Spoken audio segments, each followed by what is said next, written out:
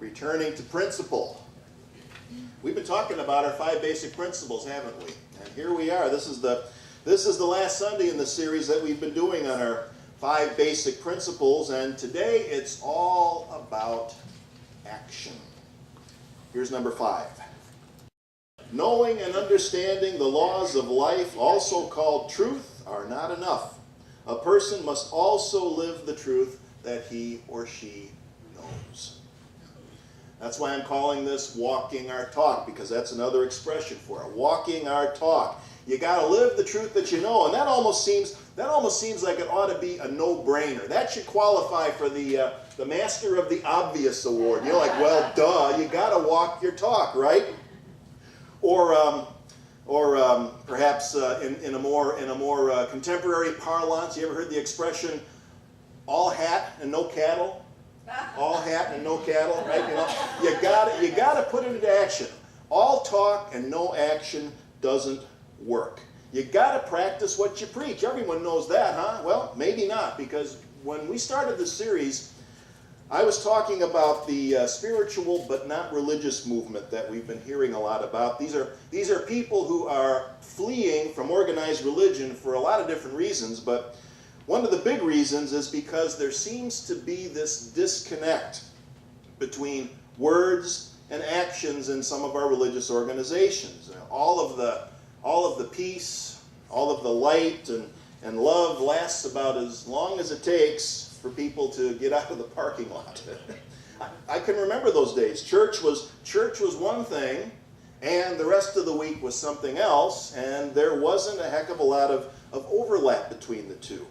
And, well, that led to something that Mahatma Gandhi observed all the way back in the 40s when he said this. He said, "I like your Christ, I do not like your Christians. Your Christians are so unlike your Christ." Might explain why we see people claiming to be spiritual but not religious. And something else that comes from, I think, the first week of this series, a minister from Kansas City made this observation. He said, Christianity began in Palestine as an experience. It moved to Greece and became a philosophy.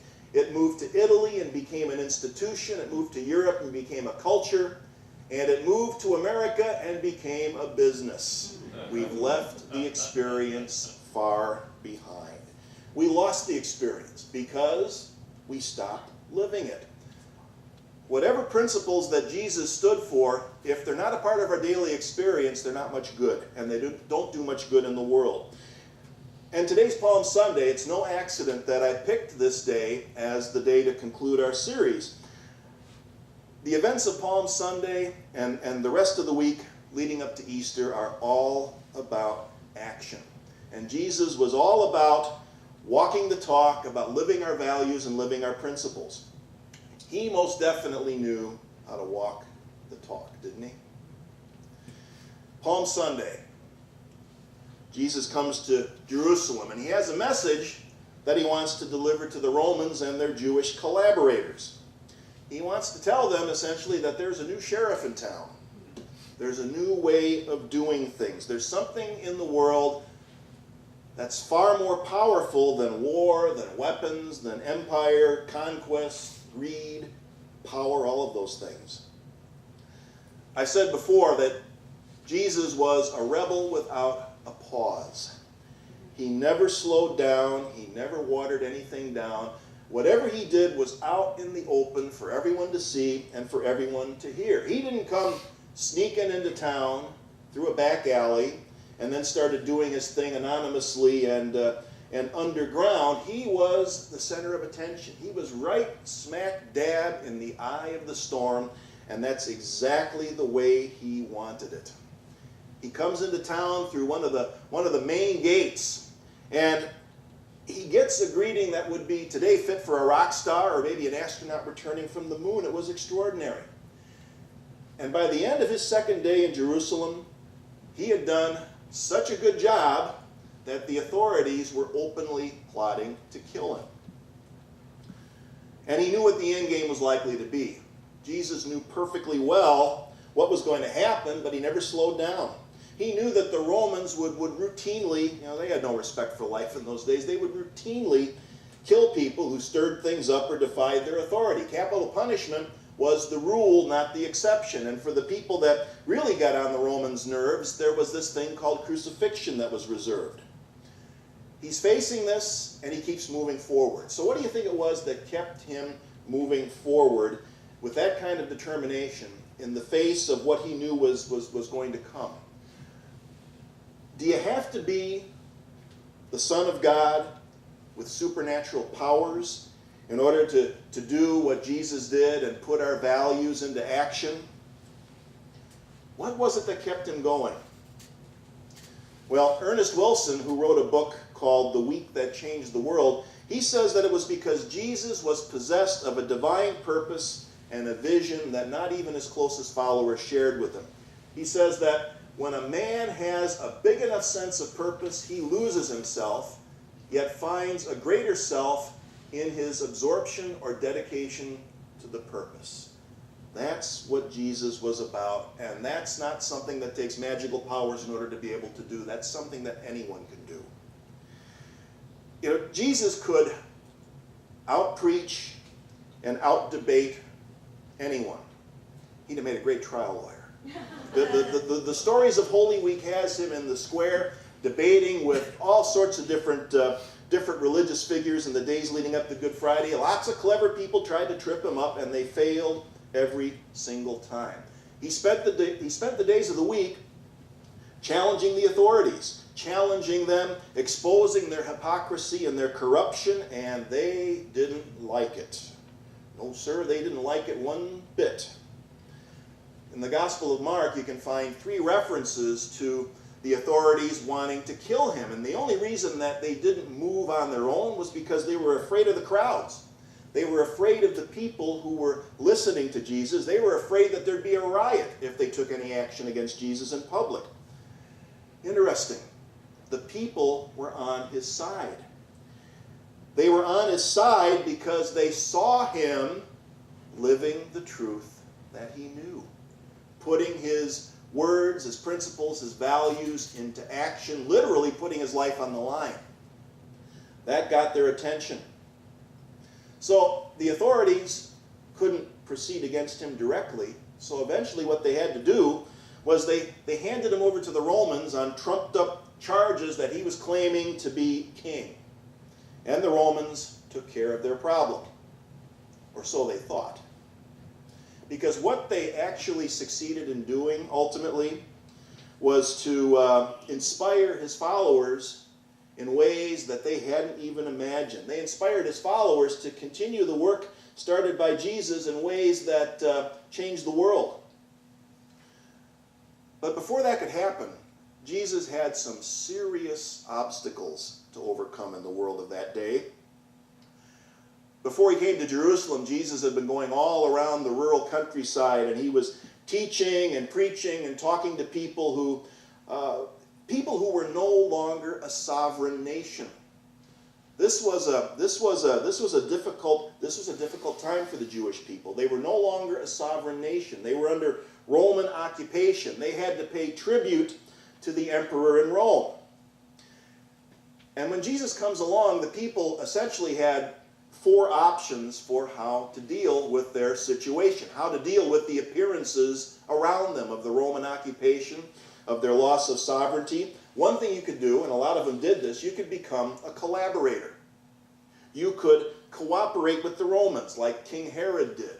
Or you could become a tax collector who would go out and collect the tribute that was supposed to go to Rome, and then you got to keep a share of it. That's why they hated the tax collectors so much. When you read the gospel stories, tax collectors were not very highly regarded. So that was one thing you could do. You could get rich off it. You could collaborate. Or you could become a Pharisee, or like a Pharisee. You could wrap yourself up in self-righteousness and religiosity. The Pharisees were trying to tell the people that the reason they were under Roman occupation, the reason things looked so bad for them was because they were being punished by God, because they weren't religious enough. They didn't follow all the laws well enough or strictly enough. Think of it as an ancient version of the moral majority. Pat Robertson telling us that hurricanes and earthquakes are God's punishment for not having an official Christian prayer in our public schools. We still get that kind of religiosity today. A third option, they could join a group called the Zealots. The Zealots wanted to put together an armed revolution. They wanted to lash out against the Romans and kill some of them. This was to return violence for violence, eye for an eye, tooth for a tooth. I think they probably knew, at least they should have known, that they didn't stand a chance against the Roman legions, but they wanted to try to get even. In fact, 30 years after Jesus, the Zealots actually did put together an armed uprising against the Romans. Guess who won? The Romans wiped out the rebels, and then, for good measure, they simply obliterated Jerusalem. They destroyed the temple. They didn't leave a single thing, not one stone on top of another stone. Wiped out the temple. The fourth option was drop out, lay low, become, just give up, hope that things will blow over. Some people, like a group that called themselves the Essenes, they were sort of like, call them modern day survivalists. They headed out into the desert. They were going to leave an austere life and withdraw from civilization to wait out what they thought was certainly the end times, because they thought things were so bad. So 4 ways of responding to oppression. 4 ways of responding to appearances in the world. And none of those, as you might guess, none of those were acceptable to Jesus. He had an entirely different approach in mind. What Jesus was doing was whatever it took to get the people to wake up and stop playing the victim. Stop playing the victim, do something, take some kind of positive action. And you know what? It worked. It worked. I talked earlier about how the people could see Jesus walking the talk and putting the principles into practice. Well, these are the principles that he wanted his people to start practicing. These are the things that could get you killed in first century Palestine.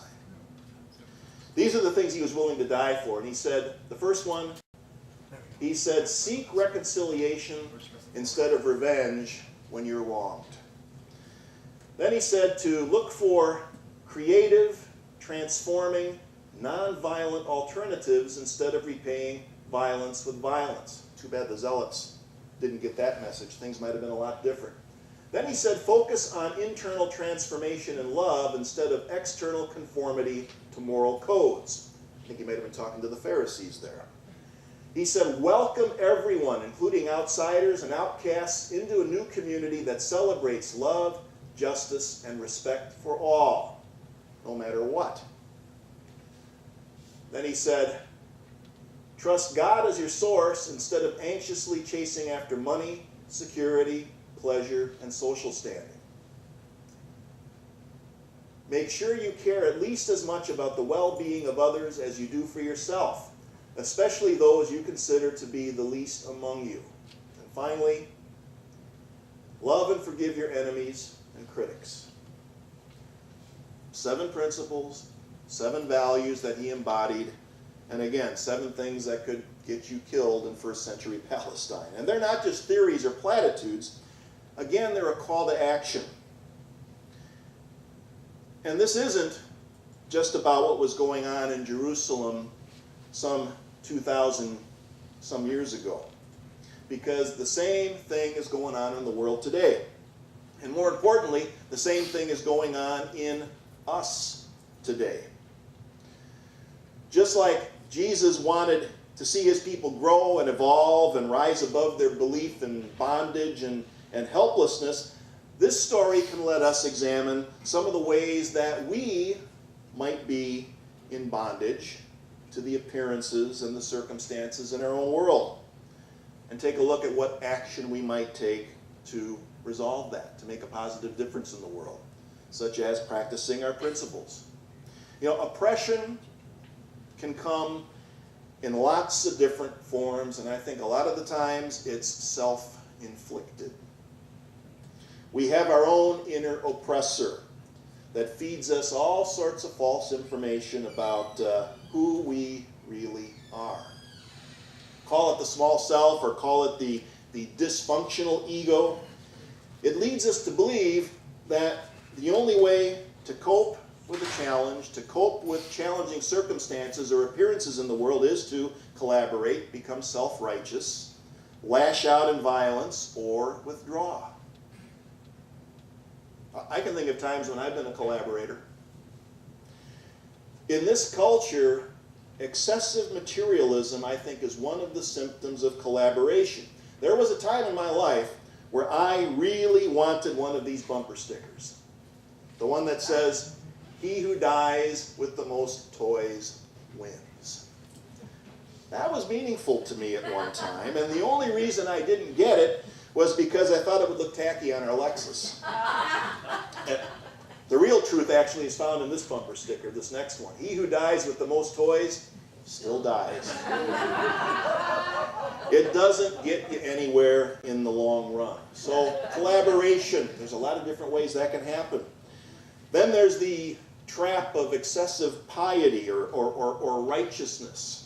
And I can remember when I was a Catholic seminarian, boy, I thought I was spiritual hot stuff. You know, it's so easy to look down on people who didn't go to church every Sunday or follow the rules and things like that. I must have been insufferable. Or how about this? Has anyone ever been a zealot? Have you ever had a hostile and suspicious attitude toward the universe? Not a pleasant way to go through life. And how about withdrawing? Oh my goodness. Can we even count the different ways that we can withdraw from life instead of engaging in it? This example that we see in the life of Jesus is really telling us that there's another option. He said, "Wake up and practice your spiritual principles."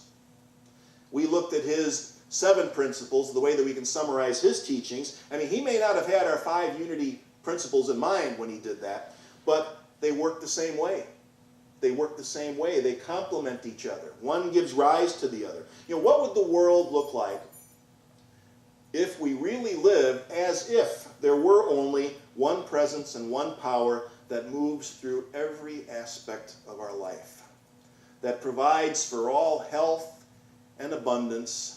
If we really believed that there's one presence and one power and nothing and no one can stand in the way of my good, what would the world be like if people really treated each other as if they were expressions of that one presence and one power? What would the world be like if our thoughts, our words, and our actions were guided by positive and life-affirming thoughts? If we did those things, we would be co-creating what Jesus called the kingdom of heaven. Remember, it wasn't something that was off in the clouds. This was something that he was saying was right here and right now. So that's why the action step is absolutely essential. It's never going to happen unless we do something about it, unless we put those principles and others into action. So one of the things that we might think about doing is to take one principle and put it into action for an entire week. Do it for a month, preferably all year long, but if it's something we need to start, try it. One principle a week and see what happens. You can get in the habit of creative thinking by practicing affirmative prayer and meditation. Or you can practice the second principle by beholding the Christ in everyone that you see. And not only just beholding it, but saying something. Speaking words of kindness or gratitude. Not just because they do something nice for you, but just because they're the Christ in expression. Try that. Or you can practice our first principle by seeing this as a world of unlimited abundance. Being a joyful giver as a way to affirm that Spirit is the source of our good. All things that we can do. Or take a look at those other 7 principles that Jesus stood for and find creative ways to put those into practice in our lives. I've given you those in our in our handout. This is all a way to begin to wake up to our role in co-creating the kingdom of heaven. And any process of waking up is like a rebirth. Or maybe we might say that it's like a resurrection. I like to call it Easter consciousness. And that's going to be the subject for next Sunday. Hope you can all be here for Easter Sunday, and we'll talk a little bit more about Easter consciousness. See you then.